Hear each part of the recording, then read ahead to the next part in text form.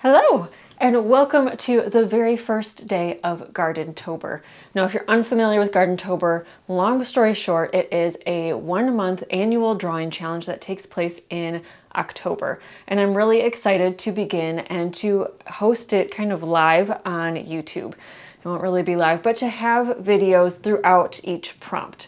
Now, if you want to know more information about it, if you're new to Gardentober or Inktober, because Gardentober is just a spin-off of Inktober, I'll have more information in this video here, and you can watch that first. It's brief, I promise, but it will give you the whole rundown of what's going on.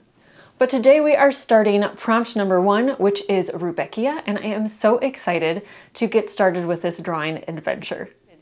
As always, something that you're going to see me do, I kind of map out, I don't have a set plan for the layout, but I like this flower kind of right in the front. I've kind of crushing on the Rudbeckia that has more of a kind of squared off style center instead of where it's a little bit more of a cone shape, kind of like an echinacea. Even though I actually adore echinacea, it was just about all I could do to not include them this year, but I tend to always include them. So I refrained, but I'm kind of, like I said, crushing is kind of the right word because I'm just loving that look right now. So this one is pretty straight on to what we have so far. I'm going to move this leaf up a little bit higher.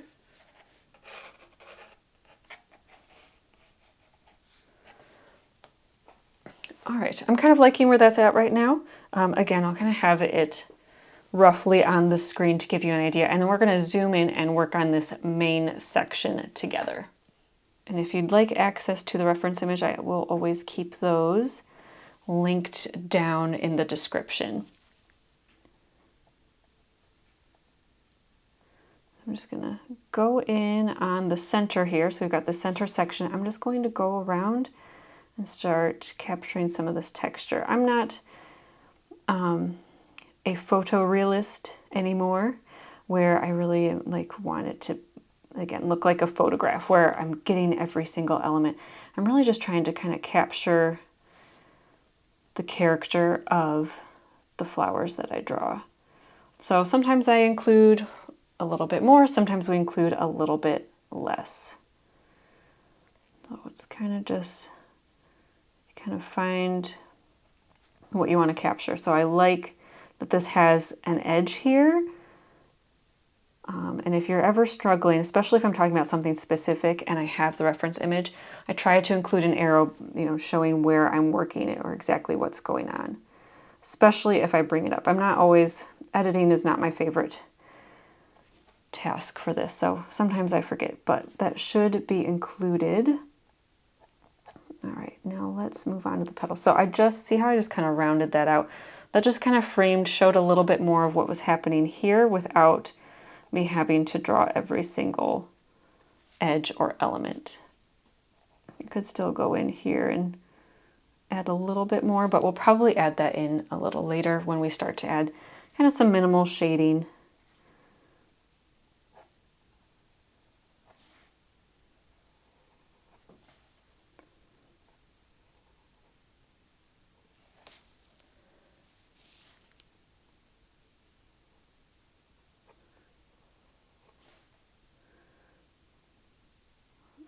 This guy come around here.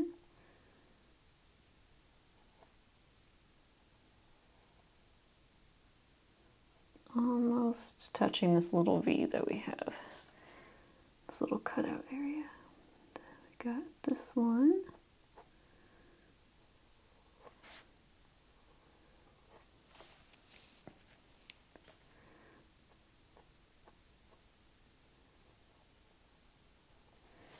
Same here. Now I'll probably have to go back in and add these super fine lines back in, because when I erase my sketchy little bits, I've kept them in here. I don't even know if you can see them, but just in case you can, just to kind of be a help for you.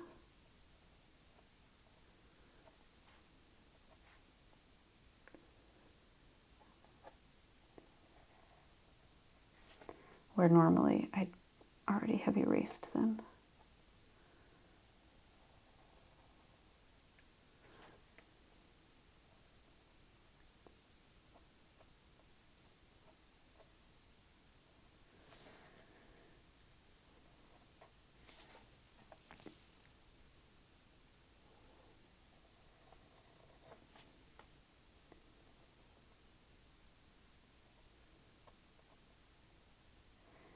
Now, admittedly, this is me moving pretty quickly. To already be on the third petal is pretty unheard of for me. I'm actually going to connect these two right there, even though, well, I could. I just don't want it to be too close. Yeah, I think we can fit it in there. I'm going to take this tight eraser. I'll have all these linked down below. This is a nice white eraser, but in a very petite format. Sometimes having a brush handy for those pencil shavings helps.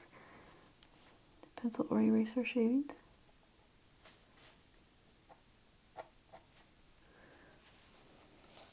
All right, so we've got some fun foreshortening in here to play with. Might take a couple of tries to get quite right.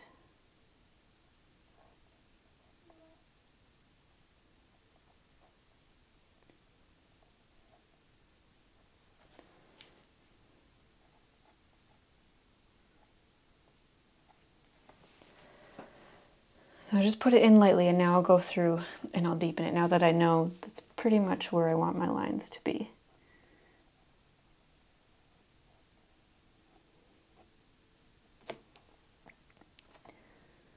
I needed eraser. Tapping it on there just to lighten everything so I still kind of can see that and still serve as a guide.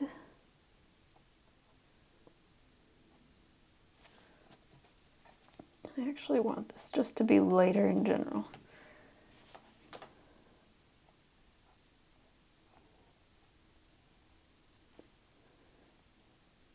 See how these two kind of run together? I don't love that. I call that kissing when two different elements touch, and it just makes it kind of uncomfortable. So I'm going to extend the petal so that it hits right on kind of in the center instead of running into the side of it.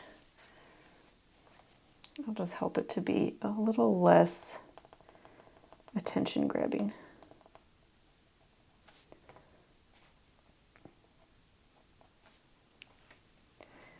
All right, now I can't see the petal that's over here. I might, admittedly, add one in later, but we'll see.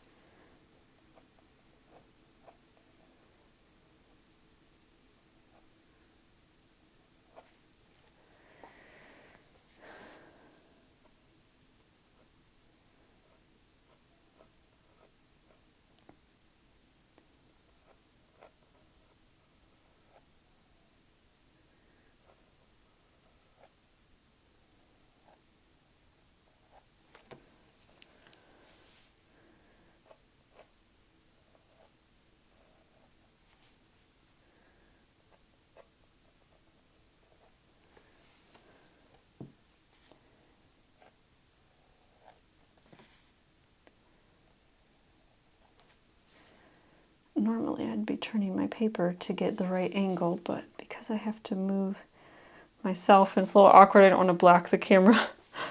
I keep finding my hand dancing around, so I apologize if that's kind of annoying. I'm still getting adjusted to this film setup. I have not filmed regularly in over a year. So even though I've done some filming here and there, I haven't done it enough to quite get into the rhythm again. But I've had a good break with my kids, and I am excited to do this series with you guys. It'll be tough, but it'll be fun. Okay, so now we've just literally gone all the way around. Because I'm right-handed, it would have been ideal to start here and then go around like this, but I didn't, because I rarely do what you're supposed to do in that case, and maybe it's good because it just kind of proves that it doesn't really matter in the end.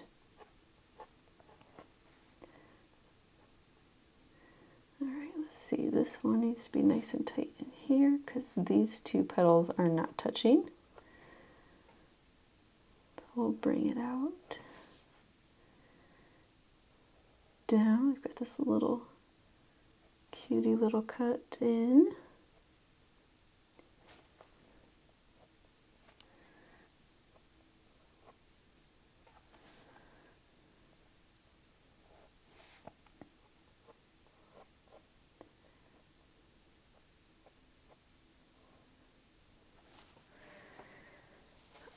All right, now I'm going to go through and I'm going to just, well, I'm going to wait for that. I'm going to zoom you out, change this angle a bit. Okay, we're going to kind of fill in the rest of this main Rudbeckia that is in kind of focus in our reference image, and then we'll kind of start add in some of these exterior ones that are a little more fuzzy. So we're going to have to kind of use our brains a little bit more. So here, I want to make sure that the center of the stem lines up with the very center of our flower. And so I'm going to start from here and make sure I'm going down here. So we're going to be here and here. That's looking pretty good. So I'm going to stick with that. That's one thing that kind of a beginner, I can usually tell because it'll be like their stem will come in here and it just looks unnatural. A stem is more likely to, even though there are times when it breaks off and it just kind of tucks in here like that, it's more likely to come in at a more graceful curve. And so make sure that your stem makes sense with your flower.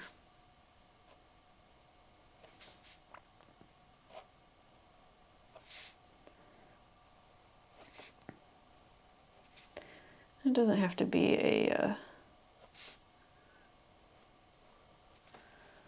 aggressive curve. It can be harder to make that look natural, but just a graceful turn can be interesting.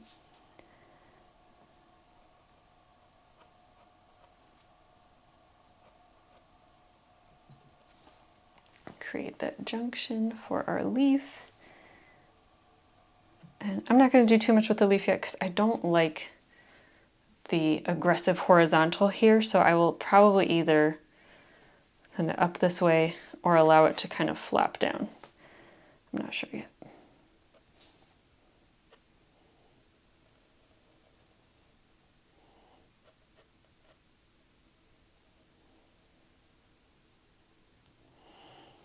All right, let's get this little guy. All right, since we changed the angle, I did just kind of make almost like a block of cheese, like a cheese wheel, where it's kind of a little bit more three-dimensional, just to kind of guide me so I know that's going the right direction. I've got this stem that's going right to the center of it and kind of have it pointing that way. Where originally, obviously in my reference image, it was pointing down and this direction. So now I'm going to lighten that slightly so it's still, I can still see it. I know you probably can't, but I don't want it to be, to look too geometric in my finished drawing. So I'm not going to include it to be too, I'm not going to keep it heavy. I'm just going to go around one section at a time.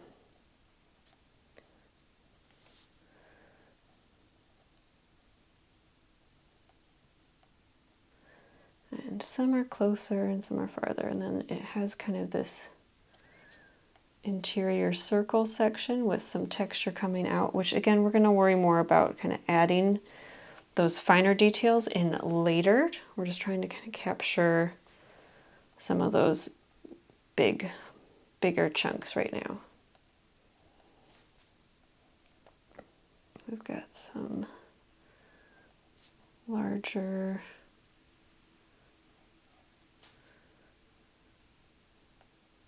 leaf structures, and then I'm going to shrink this leaf down. I like that it kind of has that split though, so maybe we'll capture that again on a smaller scale, because I don't want, if I made it as big as it's supposed to be, it would overtake this area, and I could underlap it where it goes underneath, but it would just kind of distract, and I just want them to kind of fit together and work harmoniously. So that's how I'm going to adjust there.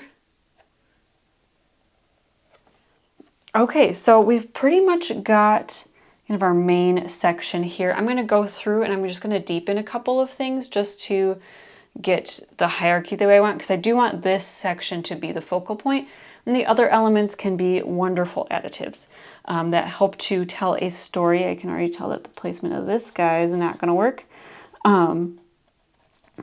but I want to make sure that the hierarchy is where I want it to be. So just kind of going through, deepening little bits to get the proper emphasis. I feel like I just said the same thing over and over again 3 times. I apologize.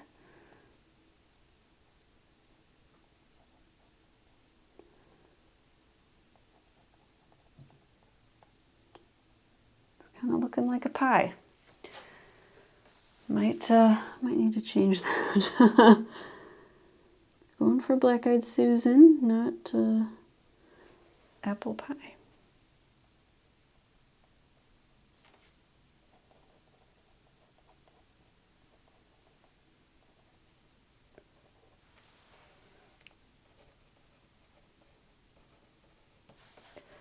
Okay.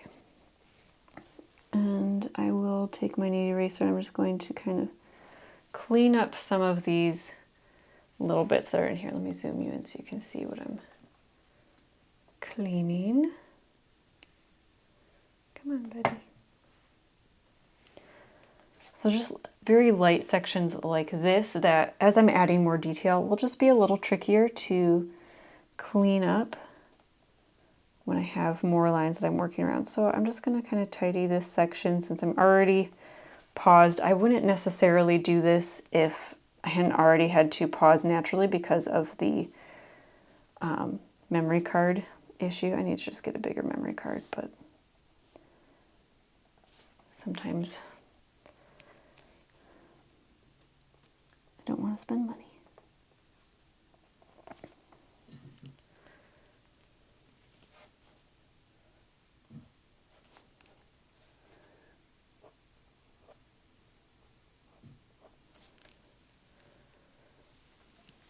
I'm going to deepen every petal kind of where it's bumping up against the center here.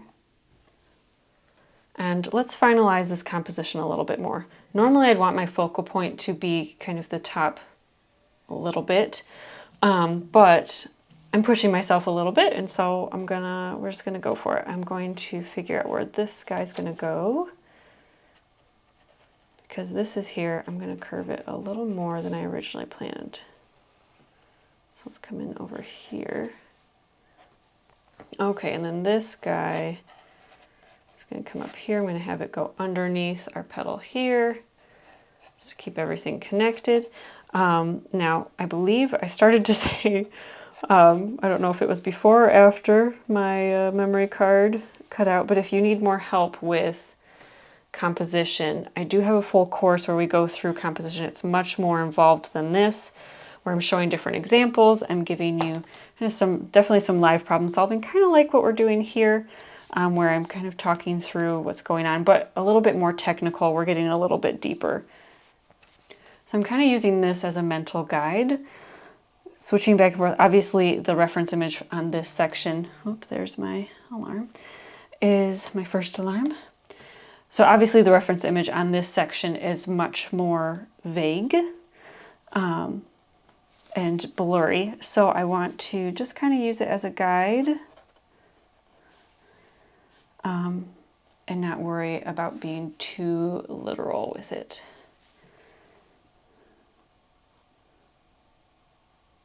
We've got kind of our hard edges again. And here we've got like these thicker chunks kind of around the edge, so I'll add those in.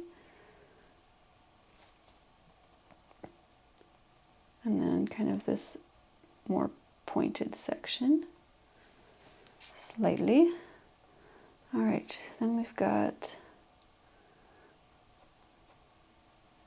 petal that comes out, and I've already learned from this flower that we've got kind of these little cutouts at the end, so we'll include that where we can here.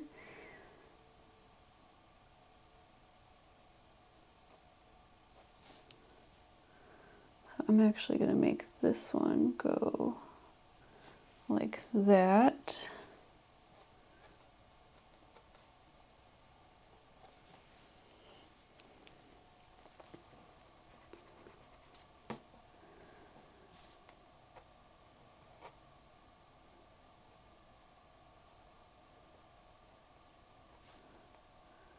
I'm going to need to go back and add our little V cutout here.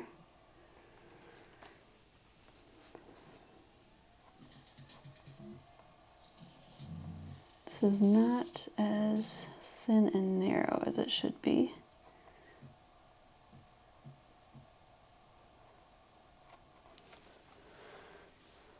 So I might have to come back and fix it. There looks like there's a good amount of negative space right here, so I'm going to, so space without a petal here, I'm going to take advantage of that, put that in here, and then kind of a hint of something behind it.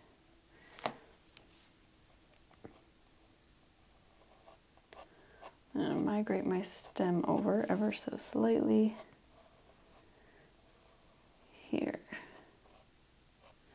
Okay, we'll finalize that in a bit. Let's get this one kind of sketched out.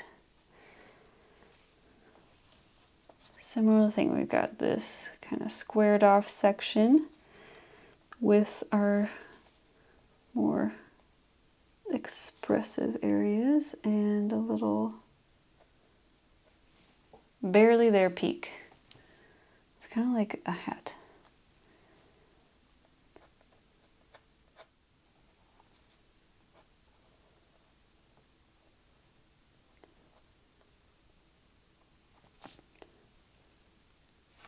If we go nice and slow, we can kind of figure out how this petal might be shaped. And it probably bends down like this. All of these petals curve down, so it is reasonable to believe that that is probably a characteristic of the Rudbeckia.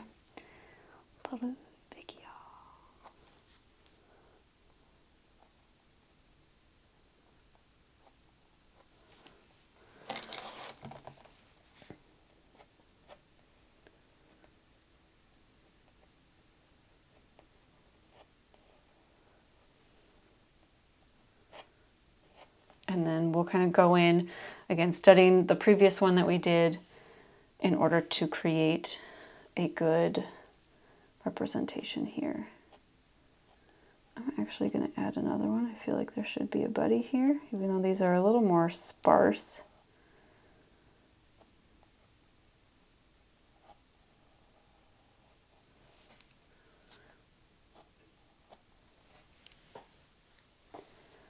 And then going straight down with our stem. I'm going to let this one curve a bit. All right, I'm going to add another bud here to play around with our story, add to our story. Not in the reference image, but we already know what a bud would look like. Just have to kind of mimic the effect. Now this is kind of an advanced drawing technique where I'm taking information from what I already know, and then I'm using that to make my own thing. So I'm still working from life. So I know some of you are probably like, you said to always work from life. Why are you, diverting from the image? I draw flowers all the time, and there are certain rules that most, if not all, flowers will follow. Again, that's most, if not all. And I have been drawing a long time. I learned a long, long time ago how to fake it. But it's that balance of like having information from real life and then using the information that you've learned to create something new. That is really where kind of that true professionalism comes, where you're creating your own work. You're exploring a little bit more. Just think about kind of like if you think about like the style of like Disney illustrators. You know a Disney princess, like the illustration style when you see one. You know, and you know the people who are copying off each other, but they all have their own look. And so that's kind of what we're trying to do is we have a lot of information coming in for the style of flower. We have kind of a hazy look at some other flowers within the same style. And we're just making sure that what we are drawing captures that look. So has the look of a Disney princess, even a Disney princess from a specific movie, but it doesn't necessarily look exactly like Jasmine or like Belle or like etc. It can still, I don't know, does that make sense? It might not make sense, but that's kind of how I think about it. And one thing that I look at, something that's very common and that I know is to be true with cone flowers or echinacea is that the new bud comes from a leaf node. And so if I want to add one here, now normally it would be directly across. In our reference image, it doesn't have one directly parallel. I gotta go pick up my kids. So that might normally be there, but I'm just gonna scoot down and add it down here. That is again not unusual to see in other flowers, and so we can assume that it could be something we see here. And it's not, my art isn't really meant like used for study like in a textbook. If it was, I need to be a little bit more careful. But in this sense, it's illustrative, it's playful, it's fun. Let's enjoy it.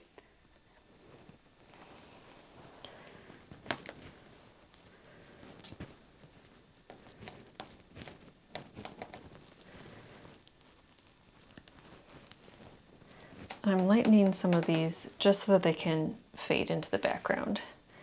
I want them to be crisp and precise, but if they're supposed to be in the background, let them be soft. It's going to have a leaf there. I don't like the current placement.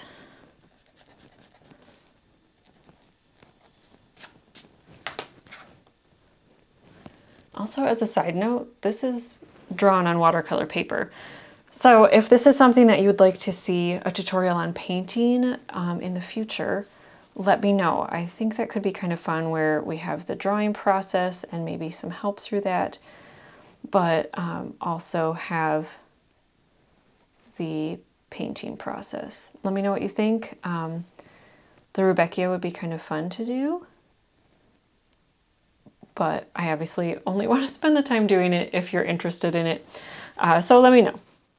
And we're going to call that good. I hope that you enjoyed this drawing process with me of these beautiful black-eyed Susan or Rudbeckia. And I am super excited to see your entries for the Gardentober prompts this year. Of course, you don't have to post them, but if you would like me to see them, it does help if you share them on Instagram under the hashtag Gardentober2024. Make sure your account isn't private, or you can send them to me via email or share them on YouTube here. I hope that you are having a wonderful, wonderful day, and until next time, happy drawing!